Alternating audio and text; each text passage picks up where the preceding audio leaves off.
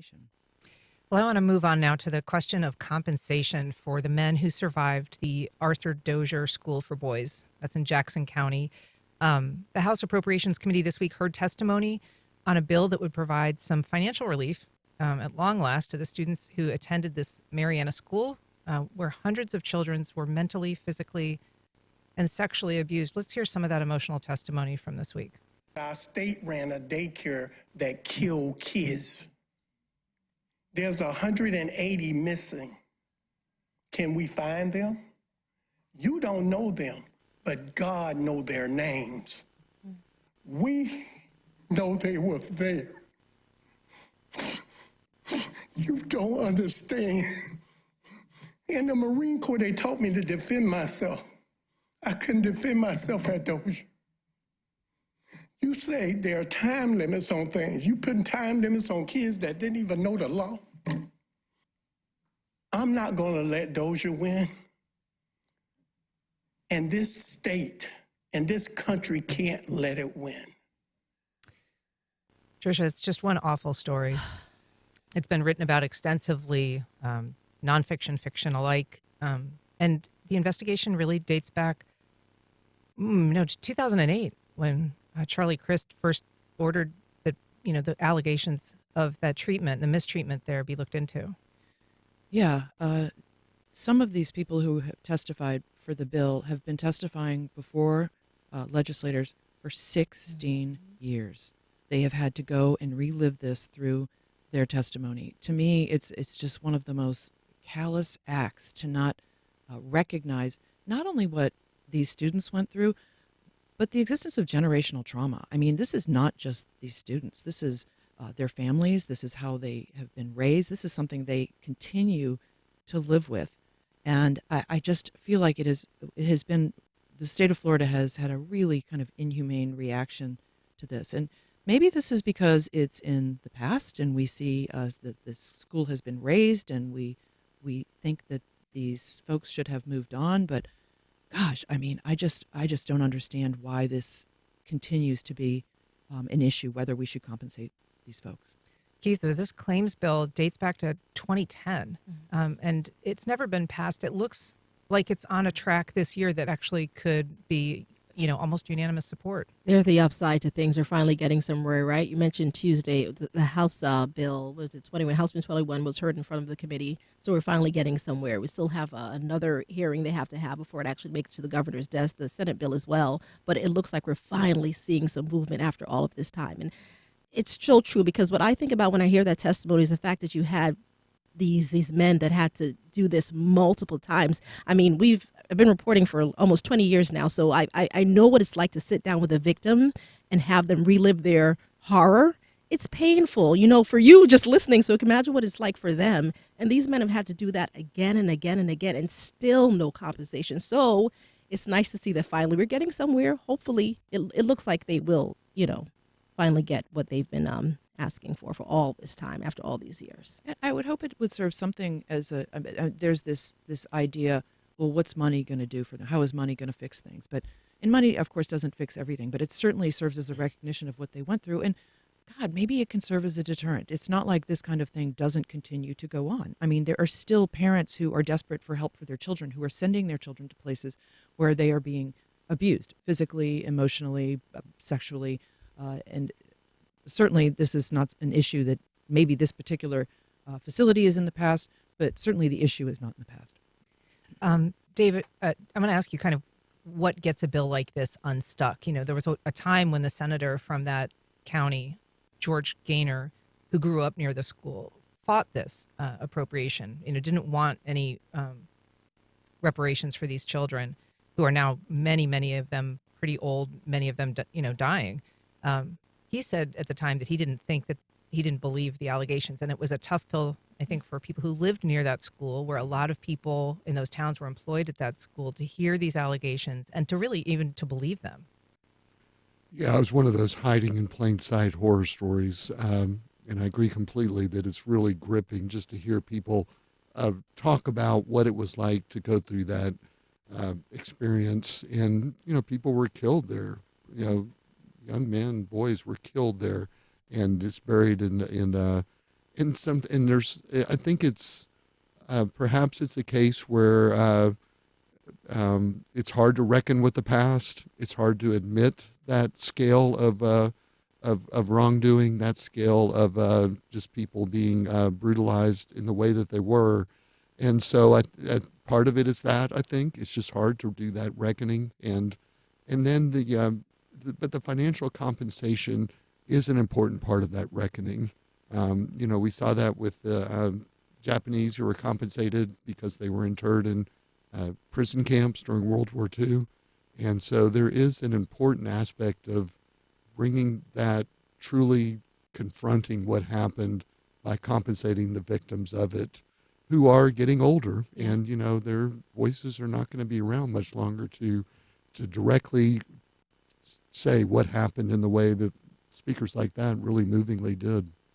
Yeah, there's 55 bodies that were found in unmarked graves on this site, Keitha. And the survivors, including that gentleman, say that there's 183 children still unaccounted for.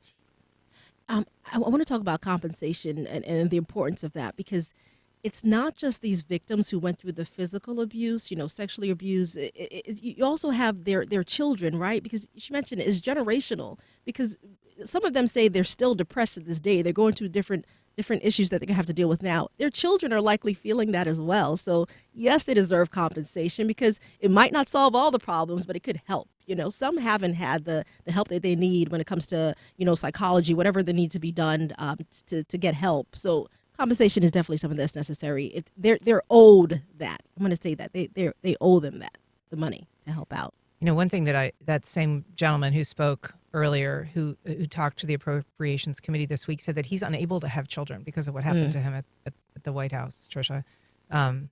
So it's not clear. It's not clear what kind of compensation they would be entitled to, even if this bill passes. It's not really spelled out, and it's hard to know what would be appropriate. Right. I think when I was reading about it, they haven't put a number on it. The idea is to set up some kind of fund, a trust fund, not a trust fund, but some kind of fund to which people could apply for funds. But back to Keitha's point, it's not like these kids got out of this place where they were horribly abused in the 1960s and went straight into an excellent therapy plan. Were able to figure this all out. That's just not how things worked then for anyone, much less for a poor kid who's been living with abuse for 10 years. I don't know what kind of compensation is appropriate either, but certainly there should be the option for them or their children to get the help that they need. And whether it's financial help or therapeutic help, they should have some assistance to live a normal, a decent life. And as you said, Keith, it's got another stop, I believe next Tuesday morning. The Senate's going to vote on it.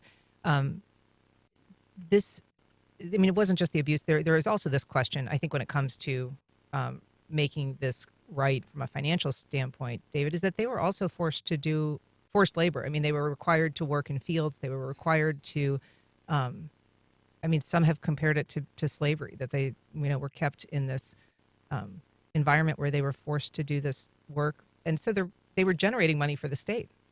Right. And so off their sweat of their backs, yes, they were providing something that they should have been compensated for, forced to work against their will, clearly, and that would be the definition of slavery. It doesn't sound from anything I've read that the work component of this was in some sense part of the rehabilitation. It was punishment. And so that also, I think, justifies some compensation from the state for what they went through and what they did. It does show how times have changed, Keitha. Many of the kids who were kept at Dozier were really just runaways, sometimes truants, pretty small-scale stuff that they were being locked up for long periods. And, corporal punishment was very much a thing back then. And so even perhaps what constitutes abuse in our eyes was very much accepted. Yeah, all of it is heartbreaking when you hear these testimonies. And I have been hearing them for at least 10 years now, and I haven't, and I'm sure folks have been hearing it even longer than that, but it's just tough to imagine that there were people that allowed that to happen, because for something like that to happen in an institution like that, it have to be multiple people saying, checking it off. Yeah, go ahead. We're going to turn a blind eye to this happening. And as for the victims, if they can't get justice when it comes to people being prosecuted, then you've got to try to give them compensation some way, somehow. And if that's financial, then it needs to happen. And again, it looks like it is getting closer to doing so. Yeah, and to be fair, there have been multiple investigations. There have been lawsuits. None of them have been successful in either holding them the perpetrators civilly responsible or criminally responsible. Tricia, there's not been an avenue for these victims. No, and this is, to me, very recognizant of what's happening with the Native American children who were taken from their homes and kept for years against their will, suffering also physical abuse, cultural abuse, sexual abuse, and are seeking compensation now. There hasn't been an avenue through which they can say, hey, you need to help us now because you basically ruined our lives. And it just seems fair and just, and it just continues to surprise me that there are people who fight against it, because the abuse is not ethereal. It's not something that is controversial. It happened. There's been proof that it happened, and I don't know how you can look at these older men and their families and say it might not have been that bad. I just don't understand how you can do that. And David, I think it also shows the evolving conversation that we're having culturally as a society about how we talk about things. Because I recall when these allegations first came out and we were all reporting on the newness of it, the sexual abuse was initially not really talked about. I mean, we've come a long, long way where now that is a central focus, where these victims are recounting what happened to them in that respect as well.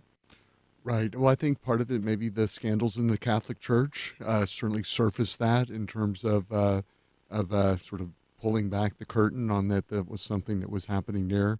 And so perhaps to that extent, there's more of a willingness to talk about it. But I'm sure it's still, as a victim of it, it's still difficult to talk about that. And so to the extent that that's something that people are able to put out there on the public record, because it should be on the public record, that is probably it is a good thing that for the historical record to show that, and perhaps that is changing. Now, I don't know. I mean, it's if there was a similar scandal that's happening right now somewhere, are there victims who are unwilling to come forward because of to report sexual assault? I think there's still difficult for people to come forward with that because they feel like their fault somehow, or I'm to blame, or just the shame of it is difficult to overcome. Mm-hmm. Particularly men. Mm-hmm.